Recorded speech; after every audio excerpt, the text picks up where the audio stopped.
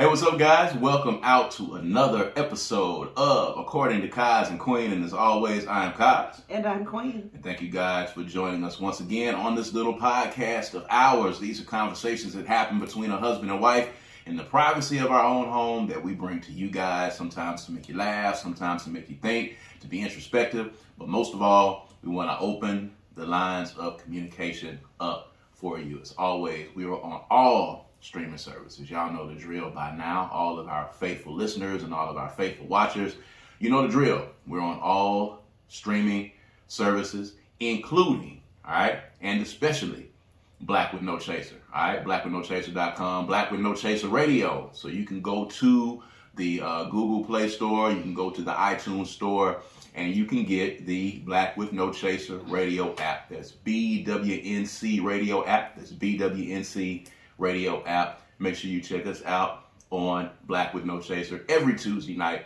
at 7 p.m. A lot of great broadcasts are coming through on that channel, and a lot of great podcasts are coming through as well. All right, so make sure that you do that. And if you like watching our bright, shiny faces as you do, all you got to do is subscribe to the YouTube channel. We are inching closer to 800 subscribers, on our way to 1,000. We are trying to monetize this page, y'all. So when y'all hear this, please subscribe. Tell a friend to subscribe. Turn on the notifications, like and share, all of that good stuff. Bam. Right there. All right? Go to that channel right there. Click on it. Subscribe. Like it. And turn on the notifications. And you will be ready anytime According to Kaz Queen drops on this channel. Or any of the great content. There's a lot of great content on there, man. We talk life. We talk current events. We talk politics. We talk good things. So make sure that you are subscribing to that channel. And of course, this is brought to you by the Kundi Collection, the clothing line of myself and my bride. We have designs for any state of mind. All right. This is a great way for you to express your blackness to the world. All right. www.kundicollective.com. www.kundicollective.com. Got another great shirt on here. Shouts out to all of the fathers. All right. Father's Day is coming up, by the way. So, yeah, get you one of these. Go to www. Wear that again. Yeah. For Father's Day. www.kundicollective.com. Make sure you do that. All right. So, we have our event coming up this weekend. For those of you that are listening, we talk about this event that we do every year. It's called Love and Life. This is the 11th installment of this event. It's that time of the year when we get folks together and we talk about all aspects of love and life. Hopefully, you know, that will be broadcasting live from our YouTube channel as we did on last year. If you subscribe to the YouTube channel, you will be able to hear this panel discussion live. We have people that are divorced. We have dating, single, it's complicated, you know, newlyweds, divorced. We have, you know, all spectrums of love and life and dating and sex and all of that thing. About regular people. Yeah, it's regular talk by regular people.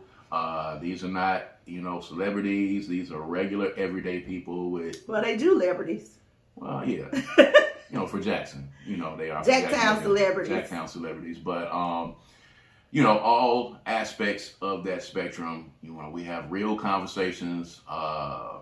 These are people that have had real lives, that have had real conflict, real challenges in their relationships and in their dating life, and they talk about it. So a lot of times people think the things that they're going through are just singular to them.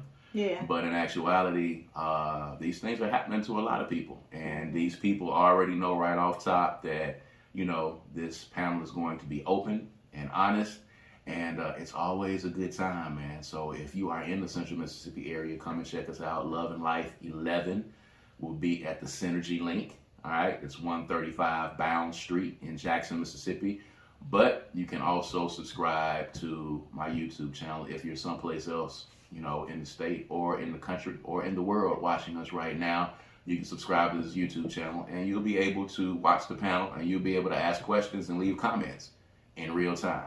So make sure that you join us. So on the theme And admission is free. Yes, and the admission is free. So we're going to talk about, some of the experiences that we've had on the panel. I think the theme of today's podcast is going to be, love and life and relationships and all of the aspects of that spectrum that exists. The first thing I want to talk about, of course, I sent you this story about the soccer player that is getting divorced. And the wife, of course, he makes millions of dollars. And, they call it football in Europe, but of course it's soccer to us. American football is a different thing. He's getting divorced. His wife was attempting to get half of his assets, of course, because he's a world famous soccer player who makes millions of dollars. And come to find out that all of his assets are in his mother's name. And when he when he wants to buy things, he goes to his mother to get them, and he gives himself an allowance. And so he has nothing in his name. So in actuality, he has no assets. So there's nothing that she can get half of when she leaves. And of course, if this had social media in an uproar, I have my thoughts on it here. I think it's kind of weird, but you said got him. So that means that you felt like he was being pretty savvy in what he was doing. Oh, yeah, so is this a practice that you would suggest to rich and famous men going forward? No, I mean, I don't think that there is, if you have doubts about whether or not there is some sort of actual significant connection, sure. You never know what you're getting when you got that much money. So it seems like he was real savvy and smart in what he was doing. But on the other hand, I think the reason why she's divorcing him is because of some allegations of him doing some inappropriate things. Right.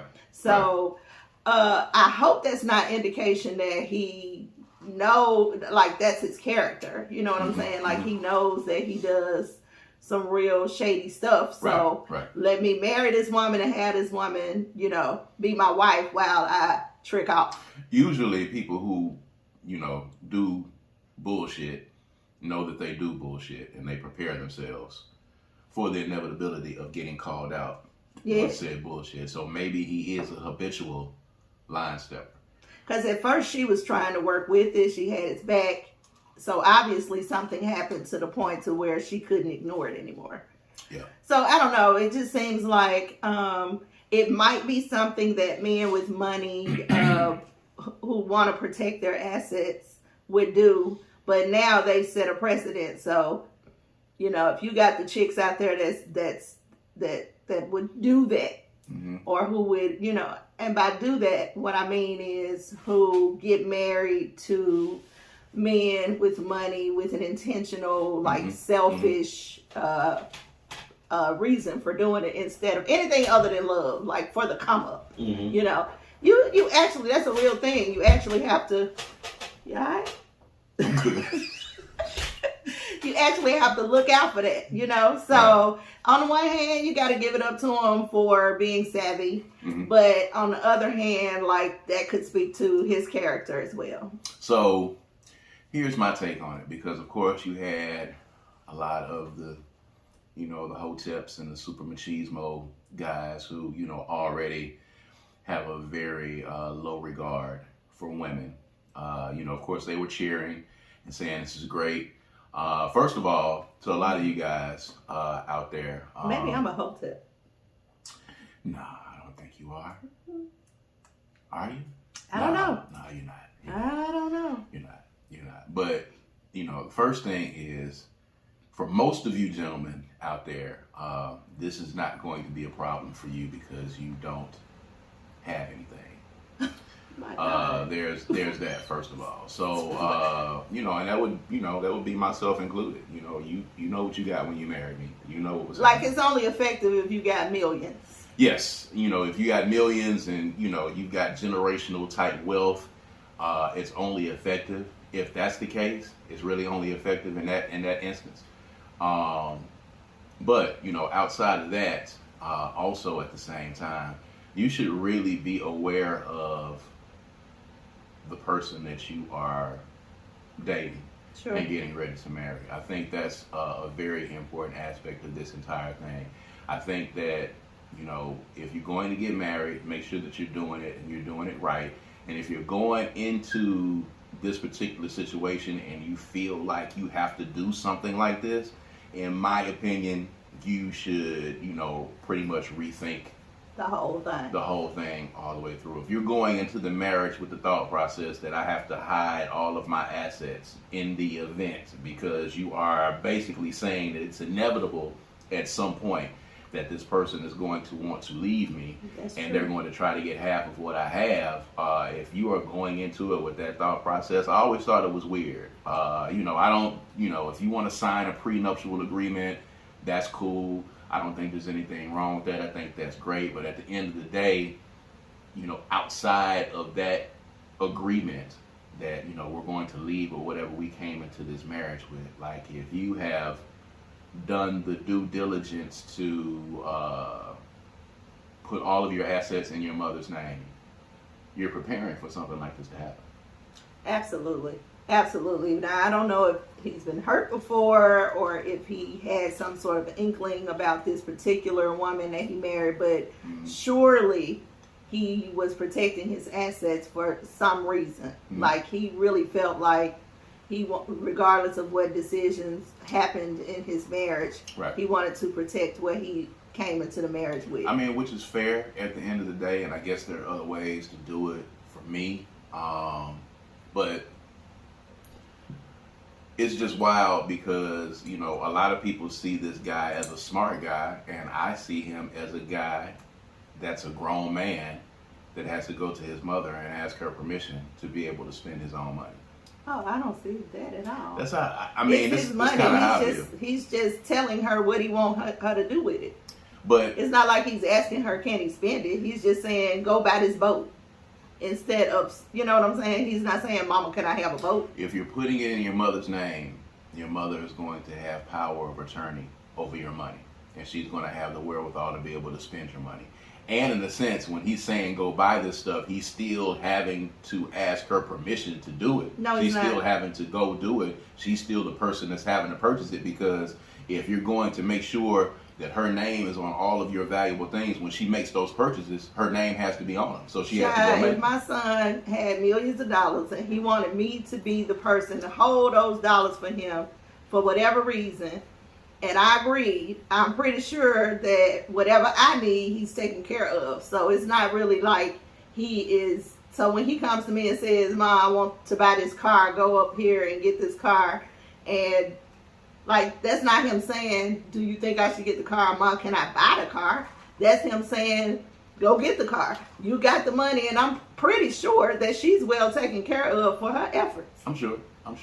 It just seems like to me, it's a lot to try to protect your money when you can just protect your money on the front end by marrying someone that you don't have to worry about doing. You don't know these days what these chicks be on. You don't know. Crazy. You don't have no idea. Crazy. It doesn't sound crazy. It just sounds, rom-comish. Like that's not. What's crazy real life. to me is that there are a lot of guys who it would be a mistake for them to put their assets in their mother's name and give their mother control of their monies, because that would turn out bad for a lot of people.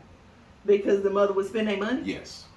There are a lot of athletes and there are a lot of people, I'm sure, with money that may not be able to trust their moms with their money. Well, clearly that's not an issue for him. No, it's not an issue for him. But I just couldn't, God rest her soul, I love my mother. And I know your mama would have been excellent at being the mother to, and she's not controlling. That's not what I got from it. I didn't get that she was controlling his money. Mm-hmm. I just got that she was the person whose name he put everything that he bought in. She's just on paper. For me as a man, it's difficult for me to fathom having to go to someone else and dictate to them what I want them to do with my money, or in a sense to ask for permission or get them. She has to sign off on whatever purchases are made. She's got to sign off on it, even though he's making it. She gives him an allowance. He takes an allowance for himself out of that, gives her the rest of it, and when he wants to buy something, she buys it so that it's in her name. So basically, she's going to do it, but at the end of the day, she's the person that's signing. So she is still in control of his money as it goes. I suppose. I mean, I can understand what you're saying, but I'm pretty sure if he was thoughtful enough to make this happen on behalf of saving his assets from his wife, I'm pretty sure that he's worked it out enough with his mama to be able to not have those issues. And he probably does. When I heard it, like I said, there were a lot of guys who was like, "Oh, this guy's smart. You know, he's the model. He's the prototype." Just to me, it wasn't a celebratory thing. To me, it sounded like a grown man who has to ask his mama permission to use his money. And I didn't get that at all. But what I did get was that he seemed shady, because if you are thoughtful enough to hide your money, or to, you know it's going to be a problem. Yeah, you know it's going to be a problem, and you don't trust this woman that you married. So on that regard, why get married? So the question is then, since we're talking about love and life, the question is then, how honest should you be with your partner about your finances and what you have saved up, savings and money and those things when you get married? Is that, one of those issues where, you should always keep one eye on your money and one eye on the situation type thing, where I don't divulge everything? What are your thoughts on that? We don't divulge everything. We don't? Do we? We don't? Babe, I have no idea how much money you have. I've never known how much money you have. I know when you don't have money, but I don't ever know how much money you have. I told you how much money I don't know how much money you make. We just had a discussion about this a couple of days ago. I know how much, I know how much money pertaining to that conversation that you could make, but I don't know how much you do make. We don't even discuss that, and it's not necessary for me to know. I mean, it kind of is. Is it? Kind of. Why? Because those are things that we, those are things that we should, at least have an idea of. I guess. But coming into the marriage, going back to when we first got married, going back 13 years when we first married, if I had told you that we're going to sign a prenup, or if you had found at some point during our marriage that all of my assets were in my mother's name. Oh, now that would be a problem. That would be a problem if I found out after we got married that all of your assets was in your mama's name. That would be a problem. Okay. Now, if you told me beforehand, I don't know if it would be as much of a problem as it would be if you told me after we were married. But not necessarily because of me wanting to have access to your money as much as it is, why did you feel like you needed to hide that from me? I mean, I think the hiding of it. That's the biggest issue That's for the biggest issue. What if I had said, you have to sign this prenup? I would have said, now, okay, let me what you got. Let me preface this by saying, first of all, okay, let's a hypothetical situation. What you prenupping for? Hold on, man. Hold on. A hypothetical situation where I came into the marriage with much more money. We know that was not the case. I came into the marriage with face and ass. I'll be honest with you. I see that there are sides on both sides of this argument. I really understand people's positions on both sides. But as it relates to me as an individual, if the prenup said that we both depart with whatever we came into the marriage with and whatever we acquired together, that we split 50-50, I'd be cool with that. Yeah. I mean, because I'm not going to be the person that is in this marriage and not building something on my own anyway. So I'm not going to be just your wife and that's it. Like I'm still a person who has aspirations and dreams, who's building an empire with you. So whatever you acquire, we acquire together, as long as we can do a 50-50 split. What you brought in, you take with you. What I brought in, I'm just as valuable coming into the marriage as you are. So you don't have a problem with the prenup thing at all whatsoever?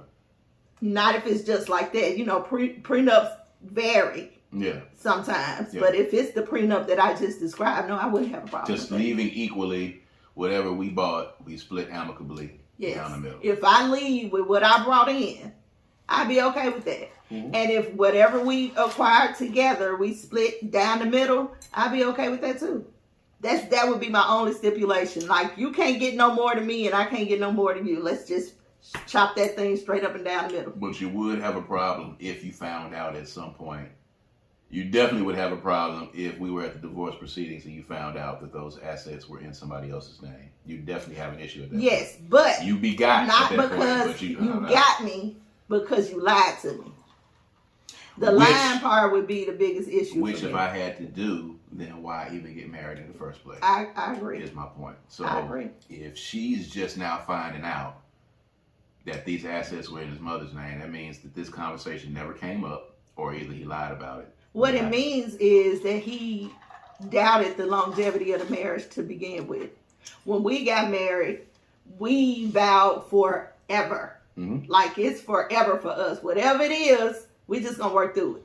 Yeah. No matter how big, small, we're working through it. Mm-hmm. That was our mindset. Mm-hmm. People get married today without thinking about forever. They get married thinking about right now. They get married thinking that there is something in it for them.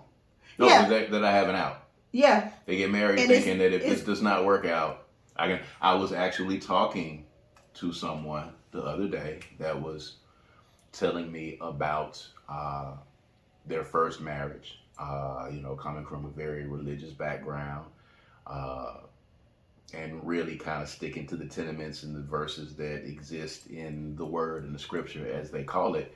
And they felt like divorce was a sin.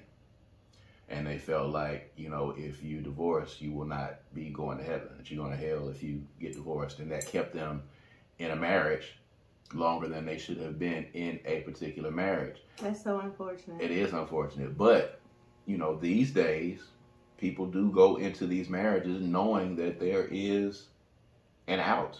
Yeah. And they operate like there's an out. Yeah, that's true. Which, is different than how we have approached our marriage. But, this soccer player went into this marriage, knowing that there was going to be an out at some point. And an out for me is structuring this so that my mother has control of all of my assets. And to me,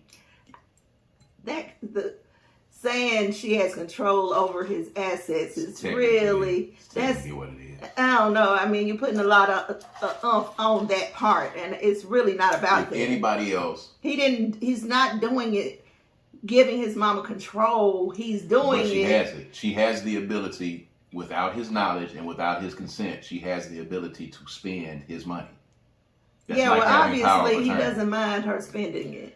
Or he's giving her enough to where she doesn't need to go into his money. Maybe she's trustworthy enough to not go in and do it. If he's the kind of person that watches his money enough to know he needs to protect it from his wife, he's probably not going to give it to his mama unless he trusts her to be able to handle it. And I suppose he does. I mean, there are people who trust their moms implicitly. I don't, again. Your mama would have been like, nah, you don't need that. And then that's why you feel that way, because she wouldn't just willy-nilly be just, but when it's about my skrill, I don't know, outside of you, I don't know a lot of people. Keep it real. Not even me. And you're on a thin thread. Not even me. Yourself. But, no, seriously. Nah, baby. Nah. Come on. When we are doing events, what if people told you about the money when we've done events? What have I told them to do? If they don't find me, what have I told them to do? Oh, you mean like at an event if they trying to give you money? Because you're finna get caught up right now. That's not the same thing. It's exactly the same thing. I trust you with my money. The money that somebody is bringing you for a drink? No, Negro. I'm talking about we're doing an event. And when the event is over with, the money from the door, they're bringing it to me. And you said, if you can't find me, the only person that you give this money to is. Oh yeah, you've done that. And you've done that. Yeah. You've done it. Oh yeah, for sure. Absolutely. Okay then. No doubt about it. So why are you saying that I don't trust you with my money? No, you were saying something else about. No, I was saying that. Okay, point taken. Touche. Oh, Touche. God. That's true. We do that. Okay. Yeah. So I just, as I said, outside of you, when it comes to my money, there's not a lot of trust for other people outside of you. Yeah. Which is kind of how that should be. If my mother was still here, I would have no problem with her handling my money. If for some reason I needed to put something in her name to protect myself, I would not even think twice about it and know that she's going to do it. And if I needed her to make a move or do something with my money, I trust wholeheartedly that she would do it. In fact, I trust all my siblings to do the same thing. Yes. Okay. So it's probably just a matter of the experience you have with your family members. And it's not that I don't love my siblings. Oh, this ain't got and nothing my to do with family. love. Yeah, this is. This is about responsibility.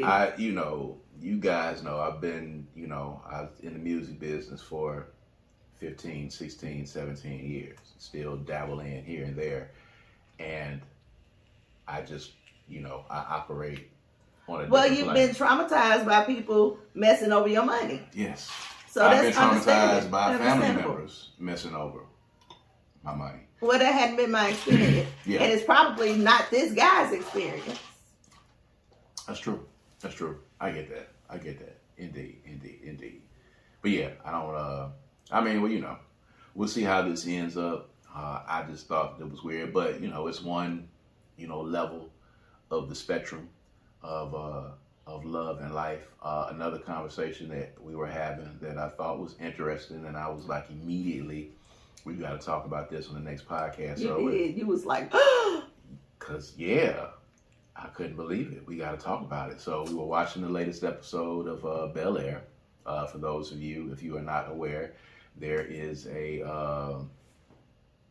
dramatic interpretation, of course, of Will Smith's Fresh Prince of Bel Air that is on the Peacock network right now. So it's kind of like a dramatic turn with all of the characters in it. It's a really good show. It's in season 2, as a matter of fact. So we just watched this week's episode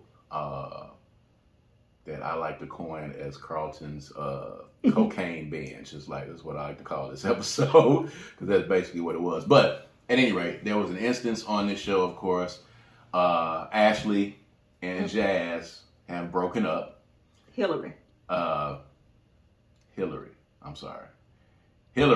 Jazz have broken up. Jazz could not handle the fact that Hillary had this ex-boyfriend who is a star NFL wide receiver. Of course, his self-esteem was crushed. He didn't think that he could compete, and he decided to break up with Hillary. It was not her choice. It was his choice. she broke up with him. Because he couldn't handle. Yes. So basically, it wasn't his choice. She broke up with him based on his inability, his insecurity. Yeah. So it was his fault. Yes. Yeah. That's bad. Okay. But he didn't break up with her. She broke up with him. She broke it off with him because of his inability to handle the situation. Correct. They're not together. So in this episode, Hillary was lamenting, of course, only momentarily over them breaking up, because immediately she called up the ex-boyfriend, under the auspices of doing business. Mm-hmm. Which I said from the beginning was a farce, but we'll go with it was business. We'll go with that. We'll go with it. But at any rate, she calls him up on business, and then, of course, as he said in a couple of the last episodes, he said that it is my aim to get her back, and he professed his love for her at the top of somewhere, hill or on the balcony of a hotel or wherever at his house, looking down on this billboard that he had gifted her with, after she first asked him for it. I guess within a couple of days, she had a billboard up. And she mentioned that she wanted one. Yeah, and he professed his love for her. And at that point, it was that I said to myself, like, you know, but what about Jazz? You really love Jazz. You don't really love this dude. And my wife basically said that she would be crazy to go back with Jazz when she has this football player who loves her, or this football player who wants her and is willing to give her the world instantly. And I said, well, baby, what about love? She really loves Jazz and Jazz loves her. Well, she was like, and you basically said Jazz didn't have a chance. He didn't have a snowball's chance in hell. If the two of them were in a competition for Hillary's love, she said that Jazz would lose. No. That's what you said. No. Okay. No. What'd you say? Hillary probably would choose him, but it would be a limited life experience decision. Explain what that is then. So basically what I'm saying is, at her age, that the age that Hillary is now, she probably would choose love. It would be a mistake, but she probably would choose love. When you get more seasoned in life, you start understanding that love is a beautiful thing. But for long-term or marriage, it's not enough. It's a beautiful starting point. I disagree. But it is absolutely not enough. I disagree. Especially if you have a choice. If you got a choice, she got a business she's trying to start up, he can help her with, that he's willing to help her with. She come from money, so she doesn't necessarily have to choose him for that reason. But she's trying to make this business come from that kind of money on her own. She could still get help from her parents, but she's trying to make the business pop on her own. He already loves her. He's in love with her. I believe that when you love someone and you respect someone and you admire someone, if they don't have, well, not love, but if you have respect for someone and you have admiration for who they are and you can honor their character, love is going to come anyway. So picking Jazz would be 20 more years of struggle, maybe. Could be. You can go this other route with this other guy who you have feelings for or had feelings for before, who is more stable and can provide more of a lifestyle that does not involve struggle. So, as long as he is successful at what he does. Well, if he doesn't ever do anything else again, if they're smart, they can make what he has right now work for them. Possibly. In the real world, there are scenarios that exist where we've had millionaire athletes who have gone broke and have gotten hurt and couldn't play football anymore and lost all of their money, or had an accountant that took their money. We know of instances of this happening. Sure. We know of entertainers, and all of this is happening. So what happens in that instance?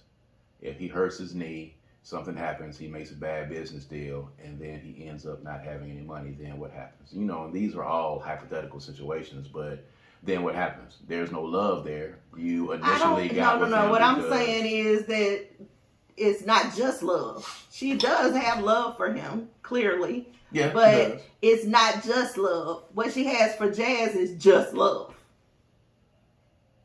And you're saying he can't offer her anything else but love. I mean, he owns a record shop. Who knows if those record shops don't turn into a chain of record shops? He's a small business owner. And at their age, they can build. They can make things pop. At 50, you ain't trying to still be building. I mean, of course. Or 40. So as I stated to start this off, at her age, it makes sense to do that. So what you're saying is that you don't feel, if it came down to a competition between Jazz and this football player for Hillary's affections, you're saying that Jazz does not stand a chance. Is that what you're saying? No, that's not what I'm saying. I said she probably will pick him, but it's not the smartest decision. You didn't say that Jazz didn't stand a chance. I did, but that's not what I meant. I mean, you taking it as I'm saying that he don't stand a chance because he ain't got no money. That's not what I'm saying. Okay. What I'm saying is he doesn't stand a chance because this guy has way more to offer her for a future than what Jazz has right now. Based on? Right now. Based on what he has right now. because he plays in the NFL and he has his money, he is in a position now to offer her more for her future than Jazz. Yes. Okay. And at some point, that's going to be important. And then when you just have love and you don't have anything stable, anything else stable, and you have the opportunity to have had that, one day that's going to kick in. It's not going to be as pretty and lovely and as rosy as it is right now with Jazz. When you think about the fact that you could have had this and you could have had that and you could have did this, but I chose you and you ain't doing nothing. We know what Jazz going to do. He going to get kicked out of Uncle Phil's house. Going to throw him out. That was on the comedy show. They have not reenacted that on the... I'm waiting on it. I'm waiting on it. I wonder if they're going to do that. They because gotta do it. Only, they have to actually show Jazz. They gotta do it at least once. You got to dive out of the door. He got to do it at least once. I'd be okay if they just intimated that it happened. Just touch on it. Maybe. So, love is not enough. We're talking about love and life. It's a good starting point, but it ain't enough. enough. Love is not enough. Love is not enough. Love goes and comes. To be married. Love goes and comes. Forever. And people change. People grow. They go in different directions.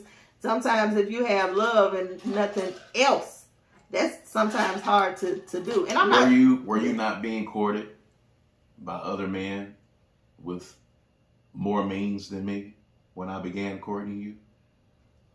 Yes.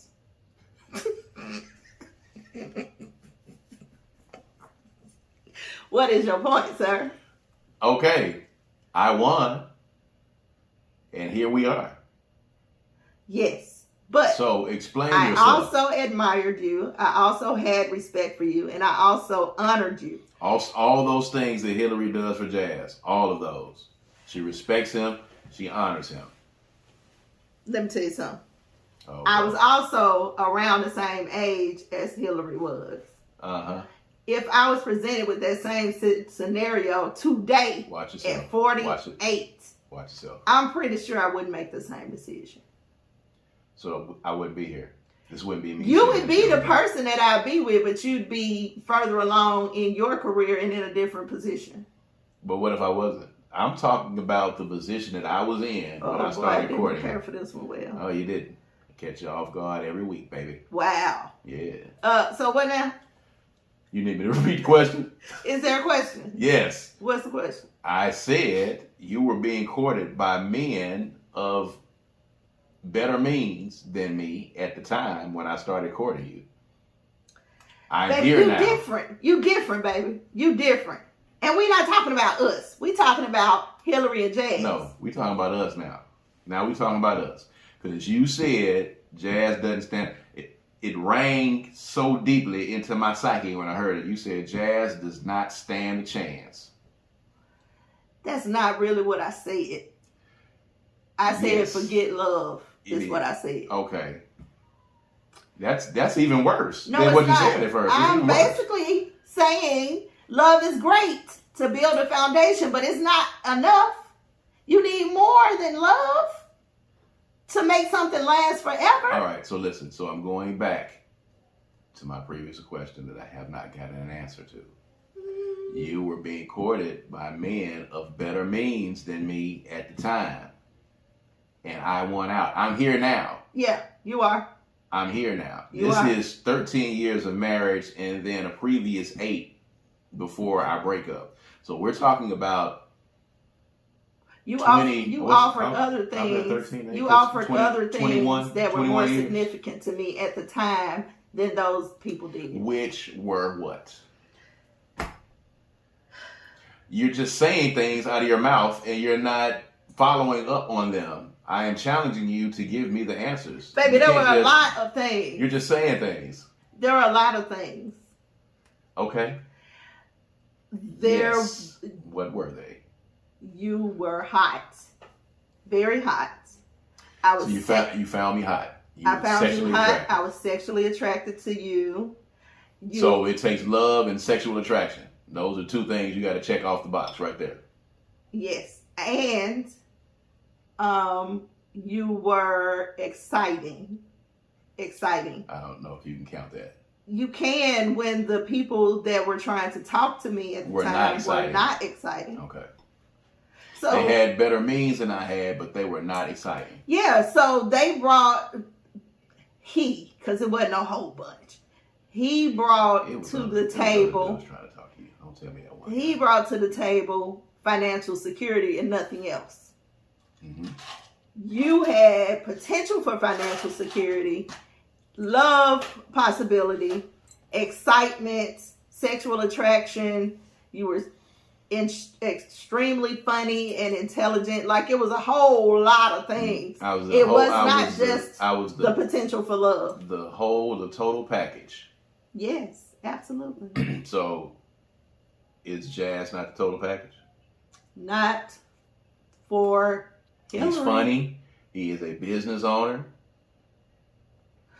Measured against the other guy, though, he is all of those things. Plus, he got a secure financial situation right now.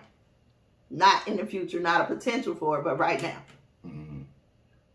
And we're not even talking about them getting married. We're talking about what she finna do right now at this moment. Plus, Jazz clearly has some sort of trauma because he has insecurity about her being able. He's definitely insecure, so I know that's probably not attractive. Now she got an issue with having to be there to help him grow up and figure out what love is and all this kind of stuff. Yeah. Like, come on. It's a lot. For me, if I'm able to win you out over an NFL football player, that would give me a boost of confidence. It should. It really should. I would think that it would. But he wasn't able to handle it. He couldn't handle it. He's insecure and he just was not ready. And, that could last throughout their whole relationship. So love is not enough. Love is great. Love is a great foundation. Love is necessary.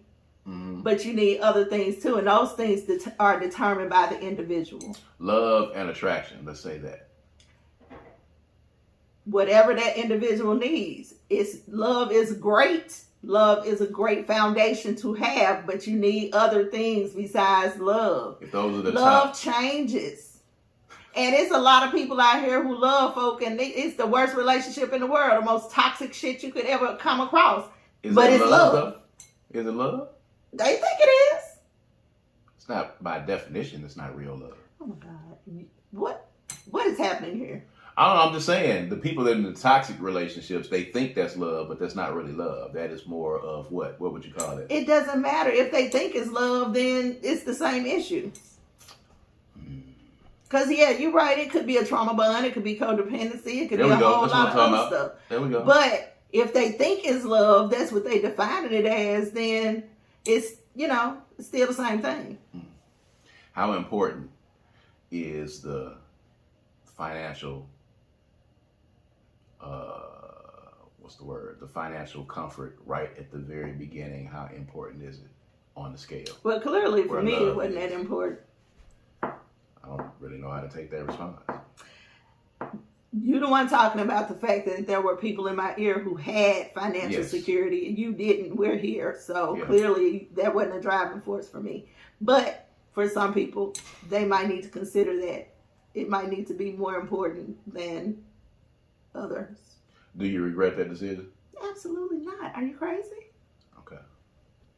Absolutely not. And I'm talking about from this position now where we are and who I am and what I understand marriage to be. But I did not understand that when I was 27 years old, But now I have a different understanding that marriage is mostly a partnership, So you can make a marriage work if you have the idea of what the future looks like and you are both on the same page and you both are building an empire together, and love don't even have to be there yet. Because I believe that love can develop if there's admiration and respect. If somebody is taking care of you and treating you well and cherishing your commitment and doing better for you than you can do by yourself, I believe love will grow from that. Especially if you've ever been together before and something, aside from something traumatic, happens to make you drift apart. Right. When you get back together and maybe be a little bit more comfortable with who you are, love can definitely grow from that. So I don't believe that you can start off, I believe that you can start off with not as much love and it turns into more. I fall more and more in love with you every single day. So I know that it can continue to grow, and it will continue to grow. So that makes me believe that if those things are there initially, that love doesn't have to be the only thing present. It can be there. It needs to be there. It sets the foundation. It gives you the root work. Root work is important. It's the root of the marriage. But there are other things, there are other branches on this tree that are necessary as well. All right. And they depend on who the individual is. So I can't just sit here and say, you need this. Everybody needs love. Everybody needs financial security. Everybody needs it. There's not a blanket answer for that. You have to figure out who you are individually and what you need in order to be able to do that. And sometimes love is a third of that, not 100%. Message. So, Love and Life is coming up in just a few days. We have another exciting panel that's lined up. Of course, if you are joining us right now on this podcast, of course, subscribe to the YouTube channel. All right. And if you are watching us on YouTube, you know what that is. If you're listening to us on the streaming services, of course, just go to YouTube and look for According to Kaz Queen. The channel is Brad Kamikaze Franklin. So check that out and you'll be able to see this panel. But we have this panel every year, and it's always interesting because we have regular people from the community, all different facets of the love spectrum, from single and dating all the way to divorced. It's complicated. Heterosexual, gay couples as well are part of the panel. And it's always interesting because when you realize that people in the community that you might see on social media or just regular people have some of these crazy stories and some of these crazy issues, it's always wild because you think you're alone and you think some of the stuff that you're going through is unique, but in actuality, there's somebody that you probably work with or pass by or have seen, even admiring their relationship on social media, and then come to find out, the challenges that they have had. And I know every year we definitely have couples, because we've had couples who have fought through infidelity. We've had couples that, divorced and then got back together. We got newlyweds. We've got single people, all across the spectrum. Everybody has a set of problems that, they think might be unique to them, but they actually haven't. It's a bunch of challenges. For me, the beautiful part of Love and Life is that it is an opportunity for conversation. The reason why it started 11 years ago is because there was a breakdown in communication between men and women. And it was necessary for us to have a platform for people to be able to just honestly say who they are, how they got there, and what they learned along the way. Because the point is always it's entertaining, sure, but it's always to educate. So we wanted to set up an opportunity for people to have a conversation and leave that space with knowledge about who they are, how they feel, what's your red flag, what you would have did in this situation. If we got a married couple and you can dissect that situation and figure out what happened with them, then you can figure out, okay, no, I wouldn't do that. No, I wouldn't do that. Or yes, I probably should do it this way. And you'd be surprised to find that a lot of people, like you said, find themselves in situations where they think that this is singular to them. And it's really more common than you would ever imagine. So you might need some outside people who don't know you at all, don't care about your situation, to kind of just talk to it.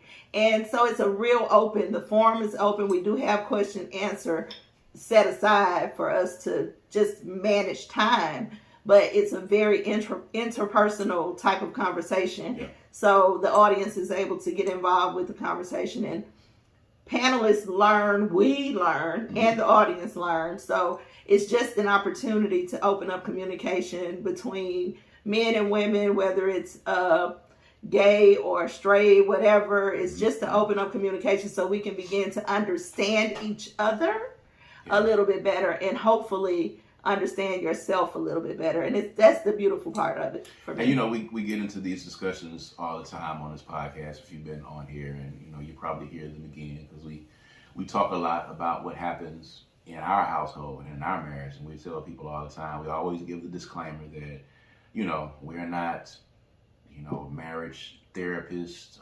We don't have a lot of degrees up on the wall. We're not trying to make the statement that our marriage is any better than anybody else's marriage. We're not perfect by any stretch of the imagination. We don't purport ourselves to be that. In fact, we're very transparent with you guys in talking about the challenges that exist in marriage, and a lot of the challenges that we've had in our own marriage. We do this because it's an opportunity to open up the lines of communication, which we try to do with this podcast, but also at the same time to get people to understand that it's okay to talk about these problems, because there are other people that can learn from them. And, we learn from them every year.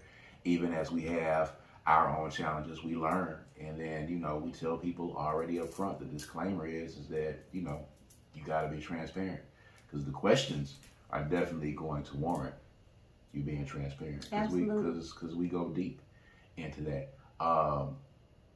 Any particular memories that you think stand out in any of the kind? It's been 11. Like, I didn't realize this is actually about to be 11 years. This is like one of the longest running. It's probably the longest running event that I participate in every year. It's 11 years. Yeah. So, there are several different, we had a couple one year that ran into a downslide, a married couple that had a downslide. And I remember it was something about the husband was asking the wife to go out of town with him, and she wouldn't go out of town with him, and ultimately I don't know if he cheated or if he put himself in a bad situation. Either way, that was a downturn for their marriage, but they worked it out. What I remember is that the audience was like, why you didn't just go? You should have just went. Why you didn't just go?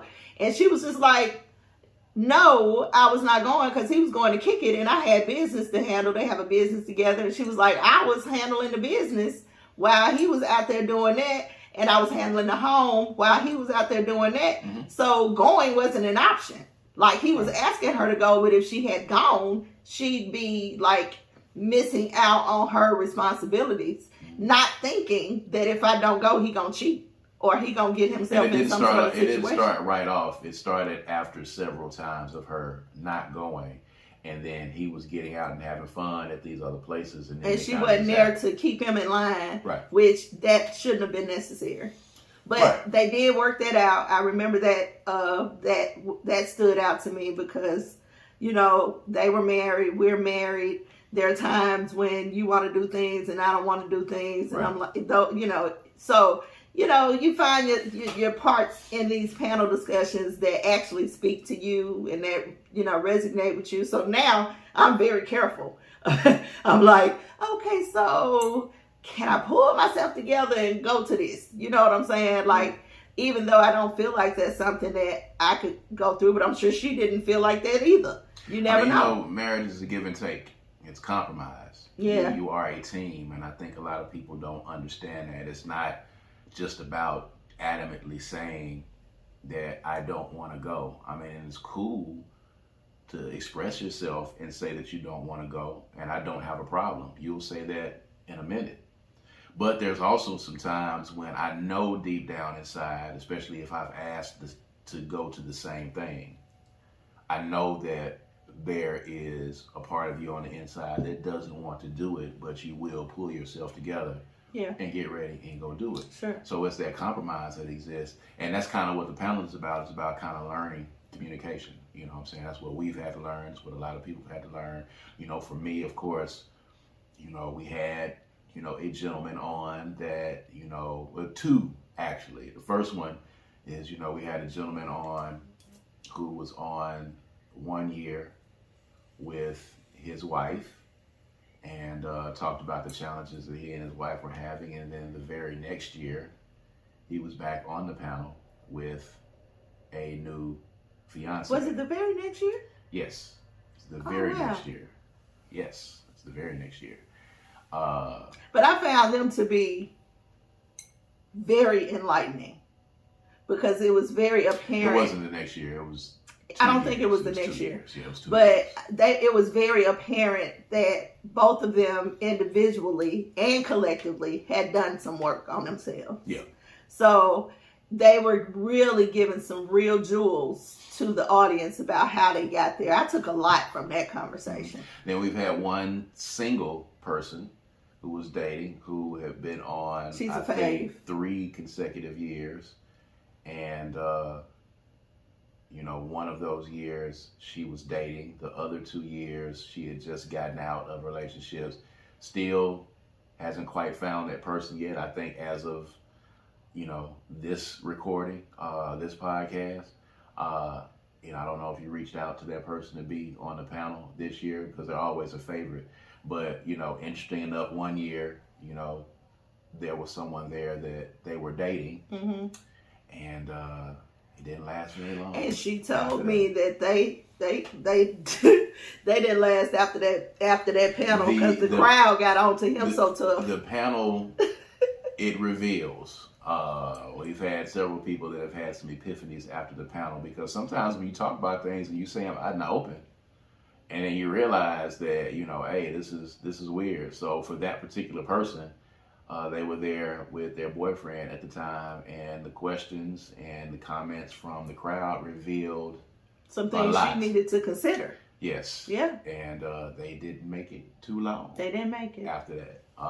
Which is what happens at Love and Life, ladies and gentlemen. But we talk about, again, all spectrums of the dating thing. So if you get an opportunity to, make sure that you subscribe to the YouTube channel and check out the event. We're going to try to make it live for you again this year so that you can leave questions and comments so that we can ask them to the panel in real time. And we want you to continue to keep listening to the podcast. Keep listening to According to Kaz Queen. Keep following what we're doing. Today we talked about, the aspects of love and life this week, which is what we'll do from time to time. We don't always talk about current events. We don't always talk about stuff that's happening and the viral moments that happen in the world, but we want you to keep tuning in because these are conversations that happen between a husband and wife in the privacy of our own home that we share with you guys to laugh and to be introspective, but to open up the lines of communication. So the things that we talk about when we're chilling, we bring them to you guys. And these were some things that we were talking about, this year. So we're probably going to go and have another sidebar conversation about this jazz conversation. Oh yeah, we're definitely not done with that. I'm kind of old school in that respect. I didn't know you were such a romantic. Not a romantic. Don't call me a romantic. You're a romantic. I'm a fucking cheat. Love. I'm a cheat. Love. You know what I'm saying? That's what you sound like. I still play about mine. It's like roses in the background. Love. I just feel like love should win.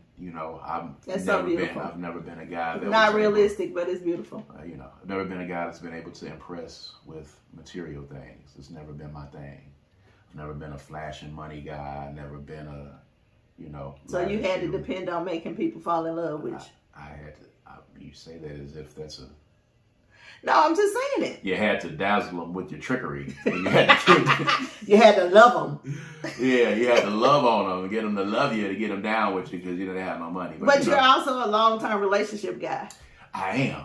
Yeah. I am. I think that's significant to mention. Yes. All of my relationships have been long-term. Yeah. With periods of playerism in between. That's what Drenched off in there. Drenched off in there. We didn't talk about that at all. Maybe we'll save that for another broadcast. It's we're going to call that when I don't want to be a player no more. Yeah. It's a sordid history. Hold on. Come on back. We're not going down that memory All lane. right. Look at the time. Look at the time. We tried to cut it down this week.